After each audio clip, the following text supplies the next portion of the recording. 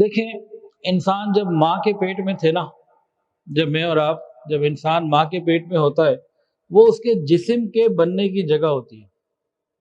ان 9 مہینوں میں انسان کا جسم بنتا ہے۔ اگر کوئی وہاں بننے میں کمی رہ جائے، مثال کے طور پر کسی کی ایک ٹانگ ہی نہیں بن سکی یا دونوں آنکھیں نہیں بنی، کوئی ایسا عیب کہ جسم کے اندر کوئی عضو کم بن گیا، پیدائش کے بعد دوبارہ کوئی زمین کے اوپر وہ کمی پوری نہیں کر سکتا، کہ وہ جسم کے بننے کی جگہ تھی۔ ابھی جو زمین آسمان کا پیٹ ہے نا، جس میں اب ہم آ گئے ہیں پیدائش کے بعد، یہ ہمارے ایمان کے بننے کی جگہ ہے۔ یہ کس چیز کے بننے کی جگہ ہے؟ ایمان کے بنانے کی جگہ ہے۔ اگر یہاں خدا نخواستہ ایمان کے بننے میں کوئی کمی رہ گئی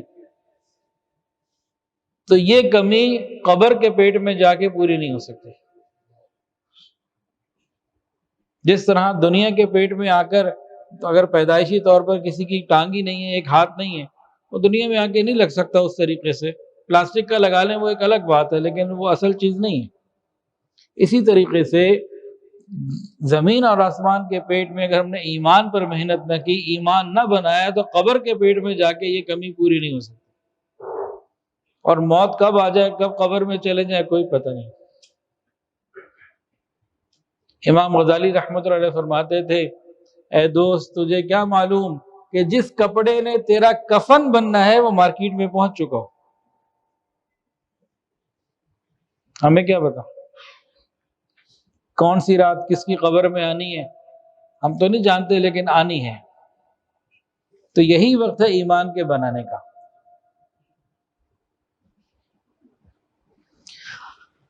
اب حضور پاک صلی اللہ علیہ وسلم نے ہمیں ایمان کے بارے میں خبر دی۔ ہم نبی کریم صلی اللہ علیہ وسلم کو اپنا خیر خواہ مانتے ہیں، ان سے محبت کرتے ہیں، اور یہ مانتے ہیں کہ انہوں نے جو کہا حق اور سچ ہے، کسی بات پہ کوئی شبہ نہیں کرتے، لیکن عمل بھی نہیں کرتے ان کی باتوں پہ۔ اس کو ایک مثال سے سمجھیں۔ دریا کے اندر کافی ساری مچھلیاں تھیں، تو ایک بڑی مچھلی بھی تھی، سمجھدار، سب کی خیر خواہ، بڑی سب سے محبت کرنے والی۔ ایک دن اس بڑی مچھلی نے دیکھا کہ جو ہے نا گوشت کا ٹکڑا لٹکا ہوا، تو ایک چھوٹی مچھلی اس کے تیزی سے دوڑ کے جا رہی ہے۔ تو بڑی مچھلی سمجھدار تھی، وہ سمجھ گئی کہ یہ جو ہے نا اس کے پیچھے کوئی ماہی گیر ہوگا، فشر مین ہوگا۔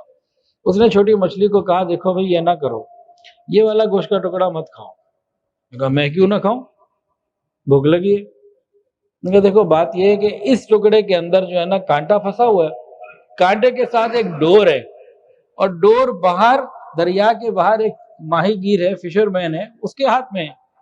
اگر تم نے یہ گوشت کھا لیا، ایک کانٹا تمہارے گلے میں اٹک جائے گا، اس کی ڈور ہلے گی، وہ تمہیں کھینچے گا باہر، تمہیں باہر نکال کے لائے گا، اس کے بعد بیگ ہوگا، بیگ میں ڈال لے گا، پانی سے نکلو گی، مر جاؤ گے۔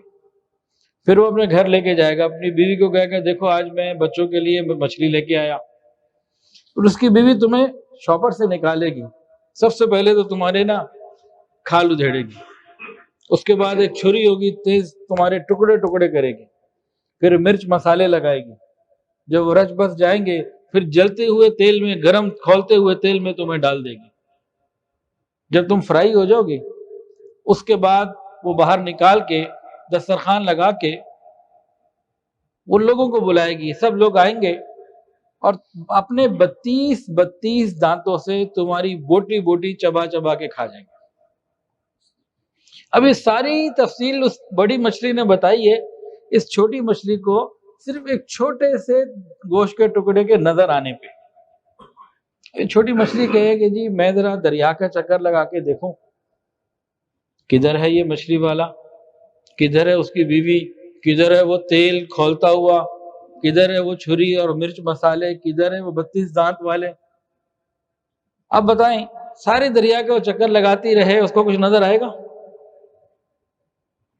اب کیا ہے، اب یہ ہے کہ مان لے گی تو بچ جائے گی، بڑی مچھلی کی بات جس کو یہ اپنا خیر خواہ مانتی ہے، سمجھتی ہے، مان لے گی تو بچ جائے گی، نہ مانا تو سب کچھ نظر آئے گا کہ نہیں آئے گا؟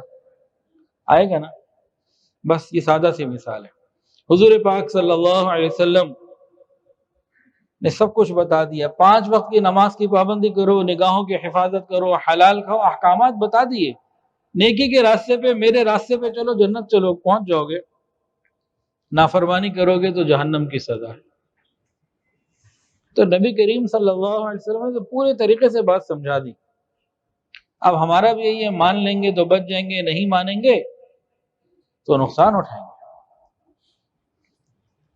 ہمارا حال کیا ہے؟ ہم مانتے تو ہیں، عمل نہیں کرتے۔ اب یہ چھوٹی مچھلی آگے یہ کہہ دے بڑی مچھلی کو، جناب آپ کی بات بالکل ٹھیک ہے، میں دل و جان سے ایمان لاتی ہوں، یقین کرتی ہوں، جو آپ نے کہا ٹھیک ہے، لیکن چکھنے میں کیا ہے؟ چکھ تو لوں۔ اب وہ یقین بھرے دعوے کرے، جی مجھے آپ کی بات پہ یقین ہے، جو آپ نے کہہ دیا واقعی ایسا ہے، لیکن ذرا کھا ہی لو، کیا ہے؟ اب اس کا یقین بھی ہے اور اس نے عمل نہیں کیا، اب باقی سارے مرحلے آئیں گے پیش اس کو یا نہیں آئیں گے؟ حالانکہ وہ کہہ رہی ہے کہ مجھے یقین ہے آپ کی بات۔ ہمارا بھی یہی حال ہے، ہم اللہ تعالیٰ کو تو مانتے ہیں، اللہ تعالیٰ کی نہیں مانتے۔ الحمدللہ ہم اللہ تعالیٰ کو مانتے ہیں، الحمدللہ کہہ دیں الحمدللہ، لیکن ہم اللہ تعالیٰ کی نہیں مانتے، مسئلہ یہاں پہ آگے خراب ہوتا ہے۔ تو انتہائی سادہ سی مثال ہے جس میں ایک پوری حقیقت ہمارے سامنے آ گئی۔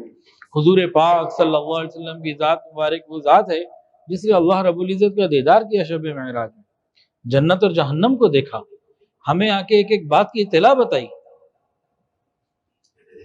23 سال وحی کا نزول رہا، ہمارے سامنے ہر بات کو کھول کے رکھ دیا۔